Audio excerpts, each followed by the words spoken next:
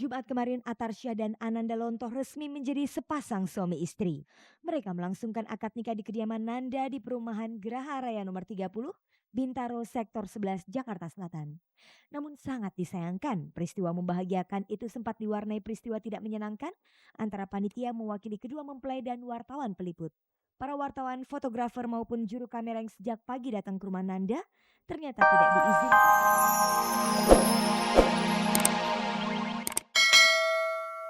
disambung. Kesan elegan dan trendy juga kian menyertai penampilan Inul dalam hal pemilihan kontak lens. Dalam beberapa kali penampilannya, Inul sering gonta-ganti warna kontak lens di matanya. Namun warna yang sering dikenakannya adalah warna biru kehijau-hijauan atau warna coklat.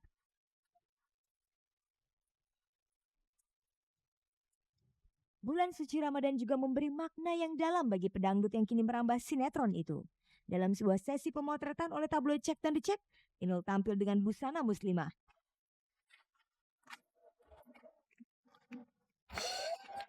Sebagai artis sinetron, Inul juga tampil profesional. Sesuai tuntutan skenario, ia pernah mengenakan busana layaknya seorang pembantu rumah tangga. Dan di lain kesempatan, ia mengenakan kostum badut.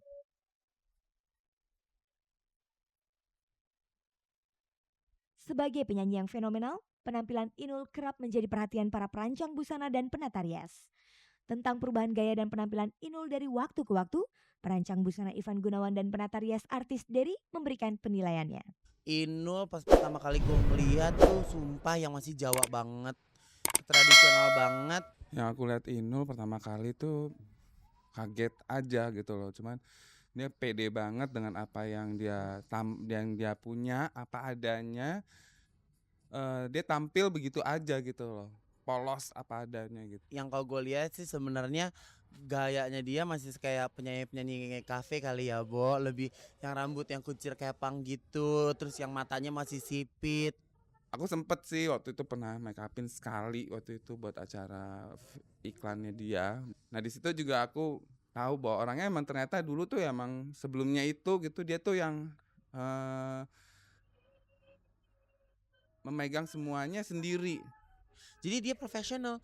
Dia seminggu mungkin bisa 8 baju kali Inul bikin gitu kan. Jadi memang dia mempersiapkannya bener-bener full gitu. Sekarang mungkin Inul udah berubah 1000 kali lipat. Dia menemukan makeup artis yang bagus sekarang, dia menemukan penata rambut yang oke, penata baju yang oke gitu. Coba kalau misalnya enggak, ya Allah Inul nggak mungkin. Sekarang lo lihat dia bisa dibilang dia bisa diva dangdut. Dia sekarang udah semakin pintar gitu loh. Aku bilang she's very clever gitu loh. Maksudnya dia tahu banget apa yang dia cocok gitu loh. Dan apalagi dia tahu banget apa yang dia mau pakai sekarang. Gue nggak suka baju-baju yang terlalu rame kayak gitu, juga gue nggak suka gitu. Yang pastinya gue akan buat lebih simple.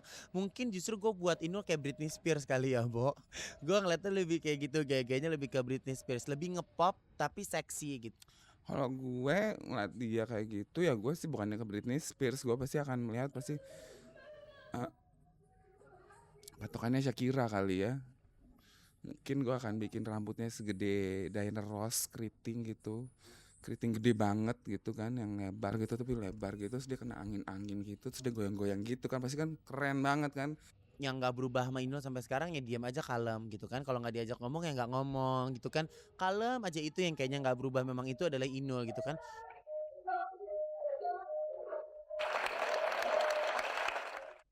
Dalam dunia selebriti selalu saja ada peristiwa yang menarik. Tim Cek dan Dicek telah merangkum sejumlah berita hangat, ringan, dan menarik dari dunia selebriti khusus untuk Anda.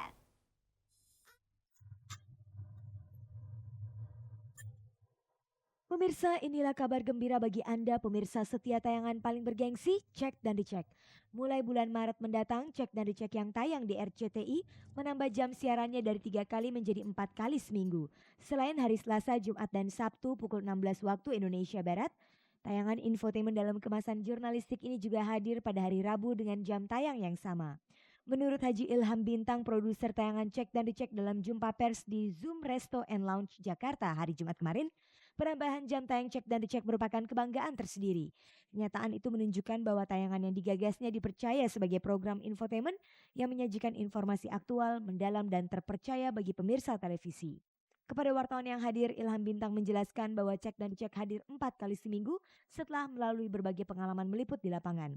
Sebagai pelopor tayangan infotainment yang mengutamakan kedalaman berita, Cek dan Dicek tidak mau terjebak hanya mengejar berita-berita aktual dan mengabaikan kedalaman berita. Hal itulah yang terjadi pada banyak program infotainment. Mereka berlomba-lomba menghadirkan informasi selebriti secara apa adanya sehingga terkesan dangkal tanpa riset dan tidak bermodalkan dokumentasi yang kuat. Hasilnya, berita yang ditayangkan hanyalah sebatas permukaan belaka. Tidak ada upaya mencari duduk perkara yang sebenarnya. Selain penambahan jam tayang Cek dan Dicek, Bintang Group juga memproduksi program reality show Jangan Lagi Siti Nurbaya.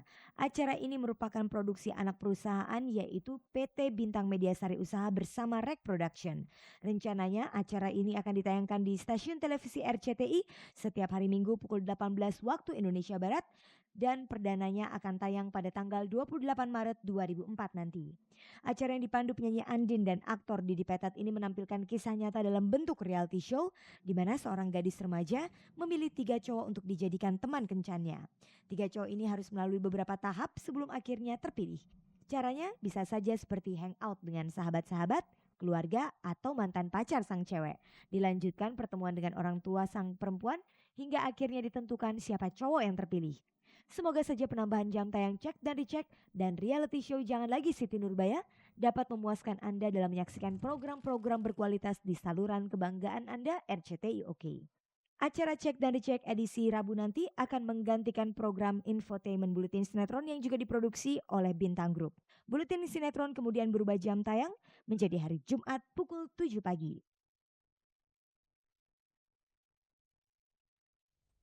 Pemirsa, berikut ini kita simak liputan aktual yang telah berhasil dihimpun oleh tim Cek dan Dicek.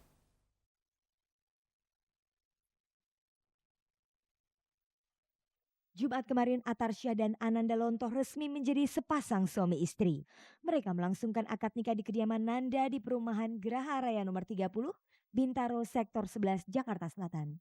Namun sangat disayangkan, peristiwa membahagiakan itu sempat diwarnai peristiwa tidak menyenangkan antara panitia mewakili kedua mempelai dan wartawan peliput. Para wartawan, fotografer maupun juru kamera yang sejak pagi datang ke rumah Nanda ternyata tidak diizinkan meliput. Mereka bahkan sempat ditahan di luar pagar ketika Atar dan Nanda membacakan ijab kabul di hadapan penghulu Sodri Kurniawan dari KUA Ciledug. Kejadian ini berlangsung cukup lama sehingga membuat para wartawan kesal dengan sikap arogan para panitia. Mereka akhirnya berusaha menerobos pengawalan ketat panitia untuk bisa meliput jalannya akad nikah. Tapi sayang, akad nikah telah berakhir. Mengapa Atar dan Nanda bersikap sedemikian rupa sampai-sampai acara akad nikahnya ditutup-tutupi? Berikut penuturan Atar dan Nanda kepada tim Cek dan Dicek serta wartawan infotainment lainnya setelah resmi menjadi suami istri. Sebenarnya sih bukan tertutup, karena kan kalian juga udah pada tahu gitu nanti acaranya, yang pasti pestanya itu kan ntar malam ya. Cuma kalau untuk akad nikah ini bukan tertutup, tapi kita ingin keluarga saja. Jadi di sini cuma ada keluarga dari pihak saya dan pihak kan lebih konsentrasi gitu loh. Dan terus terang kita berdua juga deg-degan. Oke, ya. Sikap Atar dan Nanda yang sengaja menutup-nutupi akad nikah dengan alasan untuk lebih konsentrasi memang amat disayangkan. Tapi begitulah fakta di lapangan.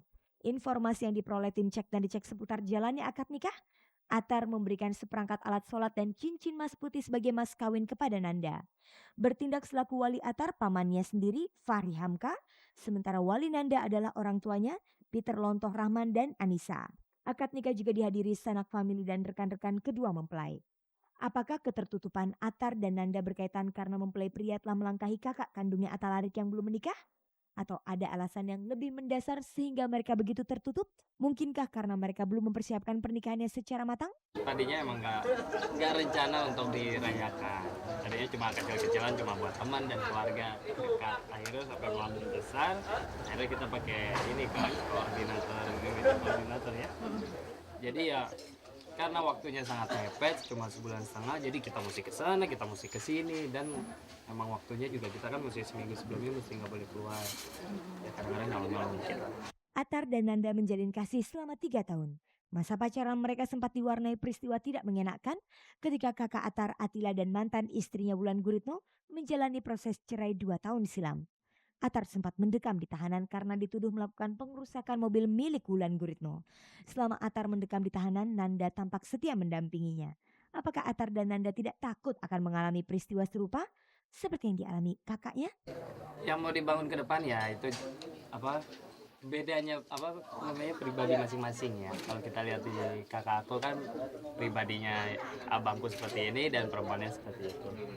Ya, Malam harinya Atar dan Nanda menggelar resepsi pernikahan dengan konsep pesta kebun di sebuah rumah mewah yang biasa digunakan